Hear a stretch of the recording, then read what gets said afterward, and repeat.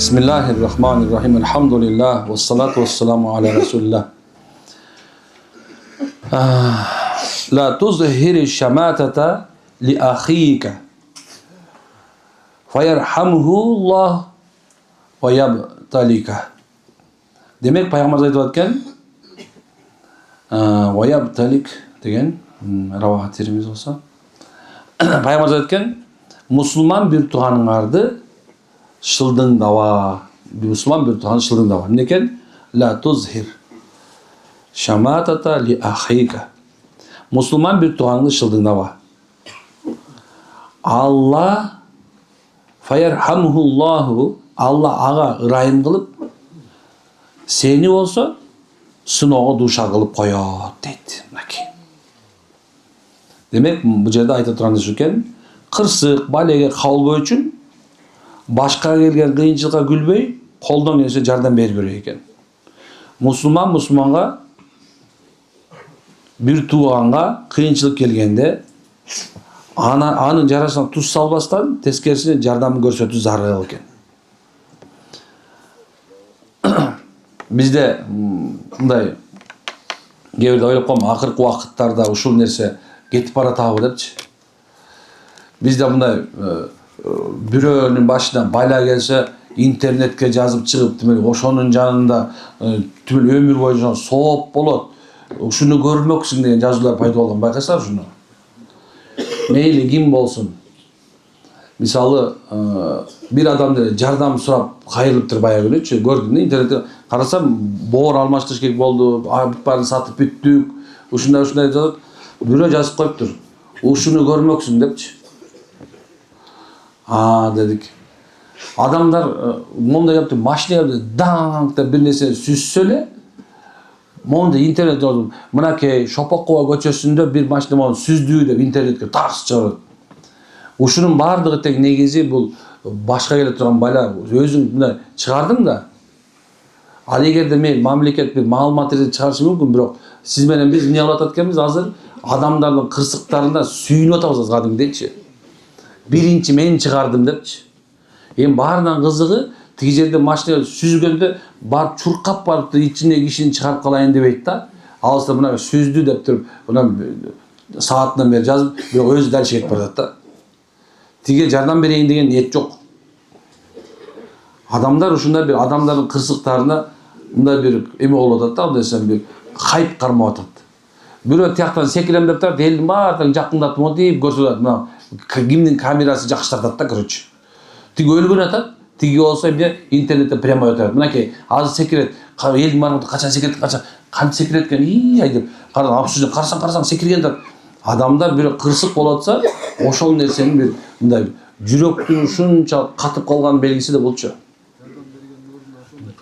Ошо да жардам берген ордуна эмне кылып аткан? Адамдар ошол адамдын кырсыгына сүйүнүп аткандай да. Ошо кырсыкты мен биринчи тартып калдым. Мынакей. Эми ошол эмесде бирөө бийликтен түшүп калды. Эмне болду? Бүттү. Ушундай баягы эме башталат. Субханаллах. Эми кара, адамдарды жөнөлбөй калды дачы. Өлгөндөн кийин аркасынан автоматически эмне болот? Бизде мындай айтканда ал жакшы адам эле, арты кайырлуу болсун дебейт да. Бирөө жазып коюптур эме депчи, жегендеринен кусатко депчи. Эми адамдын тиги дүйнөсүнө чейин киригишип кеткен адамдар пайда болду биздечи. Кыргызда сөз бар го, ор казсаң терең казба, өзүң түшүп калышың мүмкүн деген, туурабы? Биздегилер азыр такыр ойлонбойт да. Бир тууган ким болсун экен, ошону көрмөк деген сөз бизге мындай бир адат болуп баратат. Байкуш эми мындан чыгып кетсин. Байкушум эми ушундай байлага түш болгон турбайбы? Деген нерсе унутулуп баратат. Демек бир тууган деген нерсе ушул экен. Бир тууганчылыктын маселеси ушул экен. Адамдын ошол кырсытап турганда ага жардам берүү. Жардам бербеген адамдар жок деп айта албайм. Кудайга шүгүр. Учугуру мындай эме эмес экен.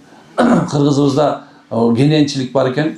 Кээ бир убакыттарда карасаң, мындай бир адамдарга жардам бергенде көрүп сүйүнүп каласың. Бирок мен интернет колдонуучуларга кайрыла турган сөзүм ушул да.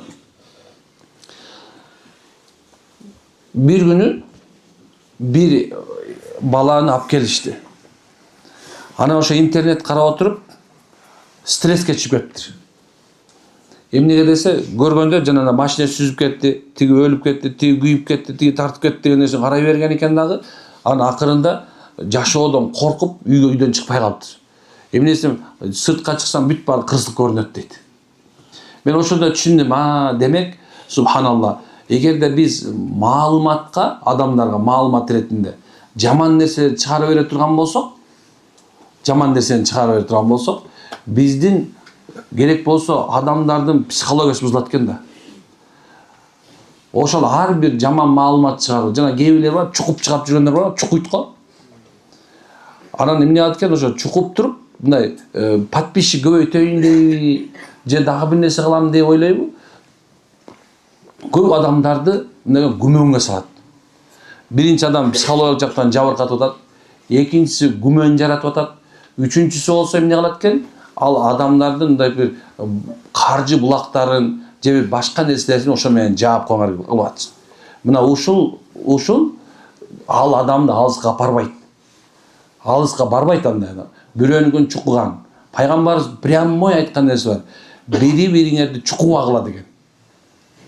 Бири-бириңер айыбыңарды чукубагыла деген.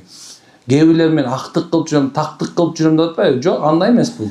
Мейли кандай күн болгондо дагы мен шариатты айтып атам. Шариятыбызда субханалла, эгерде ошол нерсе жалпы коомго зыян бере турган нерсе боло турган болсо, мейли чукусун, бирок эгерде ошол бир адамдын эле ошондон өч алуу, же болбосо бирөөнү акча алып алып, бирөөнү бир нерсе кылуу болсо, анда кыяматта тозоктон башка орун калбашы мүмкүн. Бара турган жери азаптан башка болбашы мүмкүн. Ошон үчүн пайгамбарыбыз айтты, бири-бириңердин соодаңарды бузбагыла дейт. Бири кудалап койгон кызга бирөөңөр куда түшпөгүлө дейт. Кайра, куда сөөк болбогула. Андан кийинкиси, бири-бириңердин айыбыңарды чукубагыла. Бир тууган болгула, о Кудайдын пенделери деп айтып атат. Бир тууган болгула деп атат. Эми биз болсо эмне кылдык? Азыр ушул нерсе аябай көнүп алдык. Мындан чыгыш керек. Мындай бир сарафанный радио деген бар, анан желтая пресса деген бар. Ушул экөө нерсе дайыма субханалла коомдо экиликти жаратып келген, жарата берет. Бирок биз мусулмандар ушул нерсеге жол бербешибиз керек. Адамдардын кырсыктарына сүйүнүүгө жол бербешибиз керек. Адамдар кырсыктап атса, аларды улап, өтөр аркасынан чукуганга жол бербегенге аракет кылышыбыз керек, машалла. Мынакей ушул эки. Алланын жакшылыгы ушундай нерсе белгисиз убакытта келет. Алланын кырсыгы да ушундай белгисиз убакытта келет. Бирок кимде ким кайсы бир адамдын кырсыгына сүйүнсө, ошол кырсык болмойн, ал адам өлбөйт. Кыскасы ушул. Мен айтат элем кээ бирлерчи, ошондойлорду көрбөгүлө депчи. Мен өтүп кетер эле. Ал бирөөнүн тагдыры болот атат. Сенин тагдырың эмес. Бирөө сүздү, алдан тагдыры болот. Бирөө күйдү, анын тагдыры болот. Бирөө өлдү, анын тагдыры болот. Бирөө ооруп атат, анын тагдыры болот. Болду, анын тагдыры, сеники эмес. Аны сен карап, анын комментарийлерин окуп, эрди аял менен экөө урушуп атат. Элдин баары ылдыжанын комментарийин карап атышат. Мен таң калам, кээ бирде мисалы алса, бир эркек, бир аялды, бир чабийди жазып коюшуптур. Мындай эркекти кайсы аял тууду экен деп. Карасаң, ушинтип жазып аткан сага окшошту кайсы катын тууду экен деп жазайын дедим менчи. Бир аял болсо субханалла, көчөдө жана мас болуп жыгылып калыптыр. Аны да тартып алган дагы. Эмне болот? Коомго чыгарып атат. Мына ушулардын баардыгы тең астагфирулла, Кудай сактасын, наузубилла, силер кийлигишпегиле. Обсужденияга кирбегиле. Мен дайыма айтам, эгерде керек болсочу, мисалы алса, бизге деле болгон ифтиралар көп. Ар кайсысына жазышат, тигиндей кылышат.